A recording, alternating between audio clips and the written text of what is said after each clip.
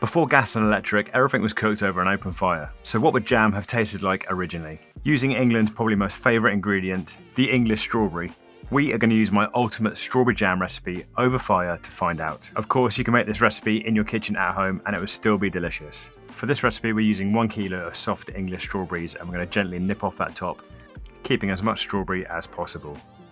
Now, I've got loads of rhubarb in the garden, so I'm going to add 200 grams of rhubarb, but if you haven't got it, you don't have to. If you have, it's a nice little addition and works well with strawberries. Now, for 1 kilo of strawberries, you want about 800 grams of sugar. I'm using jamming sugar here. It's got a little bit of pectin in it, and it's going to help the jam set. Now, over a medium heat or a campfire in my situation, we're going to add the pan and slowly melt that sugar. This is important because it stops your jam going cloudy later on. Now, once that sugar's melted and you've got that nice red liquid, we're going to turn the heat up. In my case, add another log to the fire. Once we've got a good gentle simmer, we're going to add 2 teaspoons of vanilla paste or 1 vanilla pod. Now we're going to stir that in and we're going to get a nice good rapid simmer on this jam, probably for about 8 to 10 minutes.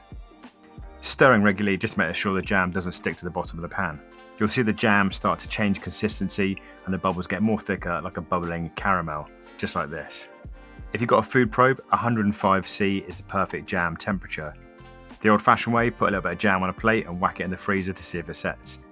Now this smells super smoky and it's 105°C, so we're going to add it to our clean, sterilised jam jar. Big chunks of strawberry in it, I like it like that.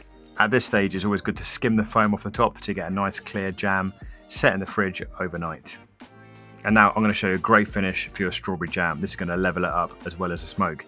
Get a knob of butter, probably about 10 grams, and just drop it into the jam and just stir it in.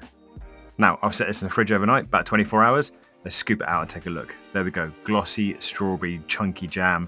Perfect. Now, a bit of bread, some salty, creamy butter, a big blob of homemade jam on top, and let's give it a try.